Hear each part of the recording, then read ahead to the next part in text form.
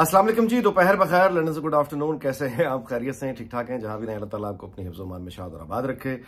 तो मामला यह है कि चीफ जस्टिस बंदयाल जो है पाकिस्तान का, इसकी शोहरत ने भारत में भी झंडे गाड़ दिए हैं। और कैसे, मैं बताता हूँ, बात करते हैं उस पर। आज वो नहीं आए अदालत, और अलबत्ता उनकी बेटी सहर बंदयाल के बारे में खबरें हैं, सोशल मीडिया पर खबरें हैं कि ज़मान पार्क वो गई थी इमरान खान से मिलने के लिए, और उस मुलाकात में शीरी मज़ारी और असद उमर भी मौजूद थे। बाकायदा सियासी हिकमत अमली है, वो सब कुछ तय किया गया। बात करते हैं इस पर कि इस मुलाकात की ज़रूरत क्यों पेश आ गई है कि इन पर्सन सहर बंदयाल पेश हुई हैं, ताकि इमरान खान की मर्जी जान सकें या उनसे हिदायत ले सकें, ताकि वापस आके अपने वालिद को बताएं, और इन हिदायत की रोशनी में वो उमर अता बंदयाल जो भी फैसला करे, और या फिर बात बिल्कुल उसके उलट भी हो सकती है। देखें ना, ये होती है गैर यकीनी और बेयकीनी। जब आइन नहीं होगा, असूल नहीं होंगे, अनाओं का झगड़ा होगा, खेल जो है वो सामने कुछ और पीछे कुछ और होगा, तो फिर ये गैर यकीनी होती है। अब आप इकोनॉमी भी चला लें, अब आप बाहर जाके किसी सरमायादार को राग़िब भी कर लें कि वो आ जाए। अच्छा, आगे चलते हैं और बात करते हैं जी कि नवाज शरीफ सऊदीया से वापस रवाना हो गए हैं लंदन के लिए, और इस पर एक अजीब शोर मचा हुआ है कि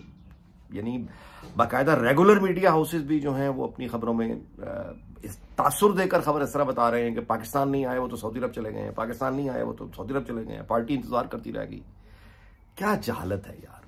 करते हैं बात इस पे, लेकिन सबसे पहले जाहिर है कि चीफ जस्टिस उमर अता बंदयाल ने अपनी शोहरत के झंडे कैसे गाड़े भारत में। वेल, एक तो वो व्लॉगर्स होते हैं आमतौर पर जो लोग, अब तो मेजोरिटी उन्हीं की है 90%, और पाकिस्तान में भी इंडिया में भी, जिनकी बातों को आप संजीदा ना ही ले तो इसी में आपकी बेहतरी है। लेकिन 10% प्रोफेशनल जाहिर है दोनों मुल्कों में हैं। उन्हीं में से एक प्रोफेशनल हैं शेखर गुप्ता, भारत के यानी रिस्पेक्टेड, बहुत अच्छे रिस्पेक्टेड साहब, ऐसे साहब जिनकी हर दुनिया में इज्जत है, तो because he is a professional. तो उन्होंने कल एक खास तौर पे व्लॉग किया है चीफ जस्टिस उमर अता बंदयाल पे, और उन्होंने वो सारी वो मदर इन लॉ वाली कॉल्स का सारा अपने व्लॉग में उन्होंने वो बताया है, और साथ में उन्होंने ये कहा है कि भारतीय सुप्रीम कोर्ट जो है उससे हम बड़े शिकवे करते रहते हैं कि वो कभी स्पोर्ट्स के मामलात में घुस जाती है, कभी सियासत, कभी ये कभी वो, लेकिन वो कहते हैं कि तमाम तर उसके बावजूद भारतीय सुप्रीम कोर्ट के बारे में कोई सोच भी नहीं सकता। वो ऐसा चीफ जस्टिस प्रोड्यूस ही नहीं कर सकती, कोई ऐसा जज प्रोड्यूस नहीं कर सकती, कोई सोच नहीं सकता कि भारतीय सुप्रीम कोर्ट का चीफ जस्टिस हो और उसकी सास टेलीफोन पर बात करे, यानी मुकदमा जिसकी यानी अदालत में लगा हुआ उसकी वकील की बीवी से, और डिस्कशन हो रही है मुकदमे के बारे में। जो बात उन्होंने नहीं की शेखर गुप्ता ने, कि वहां भारतीय सुप्रीम कोर्ट का कोई चीफ जस्टिस ये भी नहीं सोच सकता होगा कि जिस मुकदमे में वो खुद फरीक है, वो उसी का खुद नोटिस लेके उस बेंच का खुद ही सरबराह बन जाए। ये भी भारत का कोई भी नॉर्मल फंक्शन जो नेशन स्टेट होगी, वहां पे इस तरह की हरकतें कभी को सोच भी नहीं सकता। ये सिर्फ पाकिस्तान में है क्योंकि हमने सिर्फ नाम रखे हुए हैं, नेशन स्टेट सिर्फ नाम रखा हुआ है, अपनी हकीकत में नहीं मानना। आइन का नाम रखा हुआ है, उसकी हकीकत क्या है नहीं मानना। ये वही तरीका है ना कि वो अपना गधा गाड़ी चलाते चलाते आप आ गए उस पे गाड़ी पे, और गाड़ी को चलाते हुए गधा गाड़ी बना दिया, या गधे पे सवारी करते करते मोटरसाइकिल पे बैठ गए, और मोटरसाइकिल नहीं दरअसल वो गधा ही चला रहे हैं। तो हम तो वो वाले लोग हैं।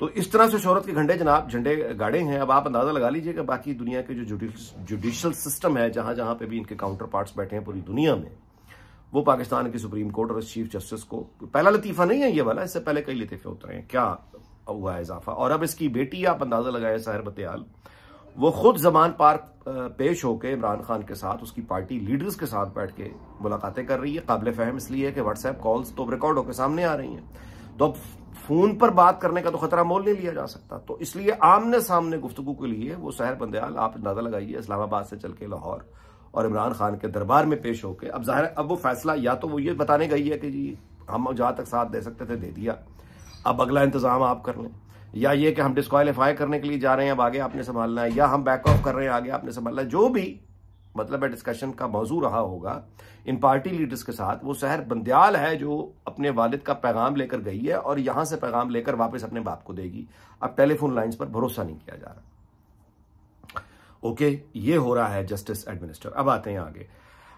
इन केस अगर मेरी तो समझ से बाहर है कि अब पुराने कानून के तहत यानी जो ये 3 रुकनी बेंच बना था, इसकी हैसियत क्यों चैलेंज नहीं की जा रही, इसकी वजह कोई अंडरस्टैंडिंग हो सकती है। मुमकिन है कि उमर अता बंदयाल जो है वो कल को फेस सेविंग का रास्ता, क्योंकि कल अगर 11:30 बजे समाअत है, अब फैसला कल सुनाना है या परसों सुनाना है, समाअत की बात परसों सुनाना या कल सुनाना, ये भी खैर पता चलेगा। लेकिन दोनों तरफ की अब यूं कहिए वो तैयार हो गई हैं पार्टीज। इधर से ये सारे के सारे कानून आइन रोंद के अपनी सास अपने घर वालों की यानी कहने के ऊपर चल के पूरे मुल्क का बेड़ा गर्क करना चाहता है, जिसमें तुला हुआ है उमर अता बंदयाल। दूसरी तरफ से शहबाज शरीफ और पार्लियामेंट है वो भी खड़े हो गए हैं। तहादी जमातों का इजलास है, पार्लियामेंट का इस वक्त इजलास जारी है, बहुत गुस्से में है। और ये भी खबर है कि पार्लियामेंट की एक कमेटी बाकायदा अब 3 अहम शख्सियात को पार्लियामेंट के सामने वो यानी बुलाना समन कर रही है कि तुमने तौहीन पार्लियामेंट की है। तो अब इससे ये अंदाजा होता है कि कल अगर यहां से कोई फैसला आएगा तो शहबाज हुकूमत जो है वो जवाब में पार्लियामेंट का सहारा लेकर क्या पलट के वार कर सकती है।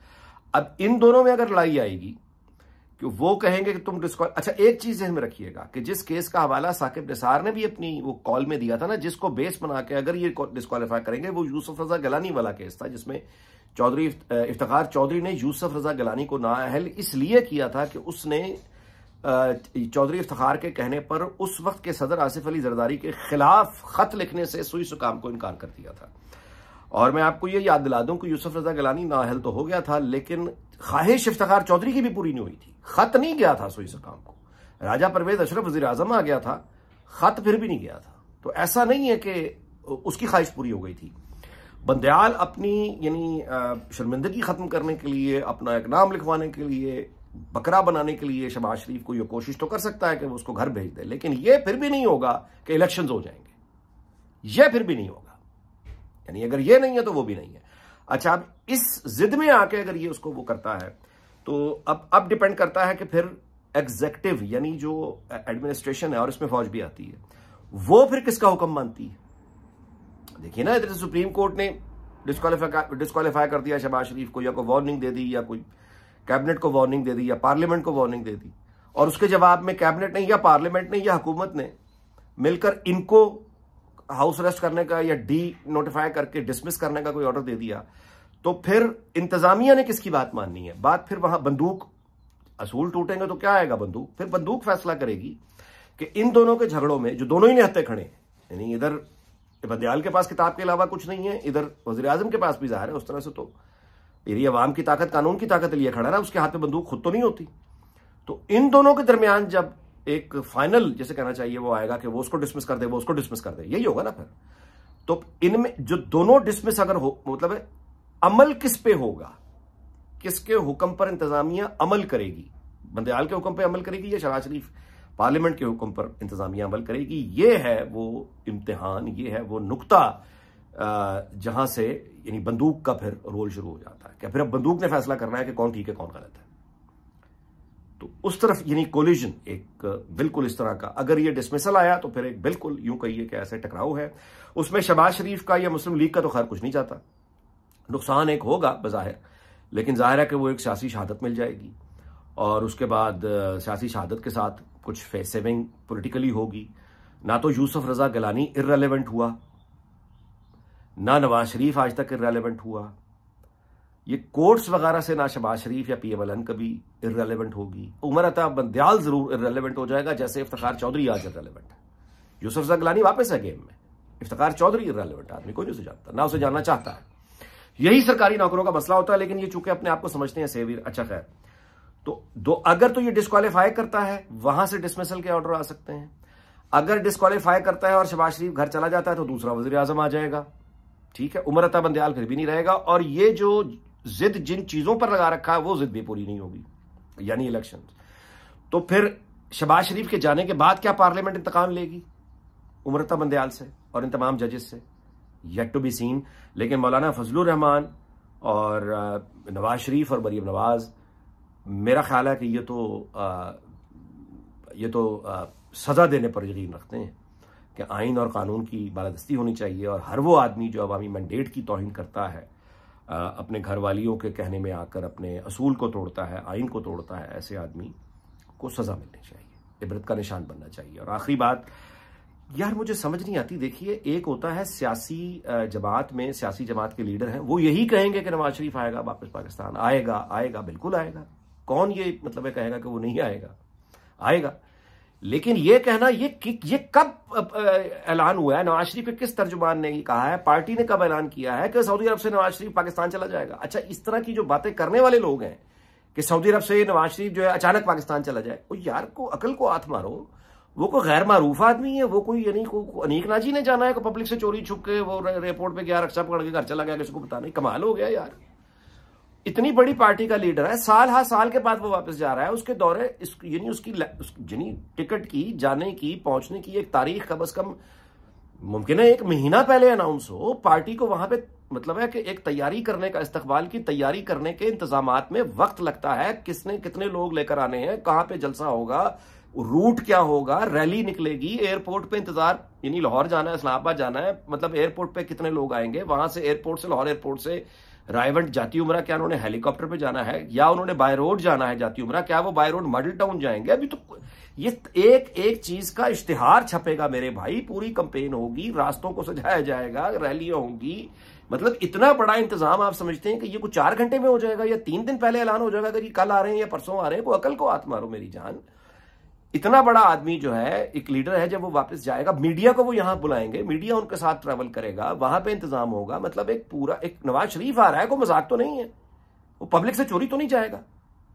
वो जब भी उनकी वतन वापसी होगी उससे पहले एक शेड्यूल जारी होगा, मीडिया को जारी होगा इस्तकबाल के लिए। मतलब ये सारा फिर जलसा होगा। रास्ते में तकरीर अगर मियां नवाज शरीफ ने करनी है तो कहां करनी है? एयरपोर्ट पे करनी है, किसी जलसे में जाके करनी है, मॉडल टाउन जाके करनी है, जाती उमरा जाके? अभी तो कुछ पता ही नहीं है, हवाओं में ये सारी बातें जब दौरा अनाउंस हो जाएगा, बहुत लंबी चौड़ी प्लानिंग होगी। उसके बाद फिर कहीं जाके, यानी इतना बड़ा लीडर आया करता है। आप भूल गए हैं पहले नवाज शरीफ जब गए थे तो पहले अनाउंस हुआ था, मीडिया साथ नहीं आया था क्या? मतलब एक इंतजाम था ना। बेनजीर भुट्टो जब आई हैं तो क्या उससे पहले कंपेन नहीं थी पूरी? कई दिन की तैयारियां थी। तो ऐसे नहीं होता कि वो उमरा करने गए हैं और वहां से वो जहाज पकड़ के पाकिस्तान आ जाएंगे। खुद ही फर्ज कर लिया कि आ जाएंगे, अब खुद ही ताने मार रहे हैं कि जी वापस लंदन चले गए, आए क्यों नहीं? उसने कहा था कि मैं आऊंगा, बिला वजह के इश्यूज। अच्छा जी, इस दुआ के साथ कि अल्लाह ताला पाकिस्तान को, उसके तमाम हमसायों को, दुनिया भर को शाद और आबाद रखे। अगले व्लॉग में आपसे मुलाकात होगी इंशाल्लाह। अपना ख्याल रखिएगा। अल्लाह।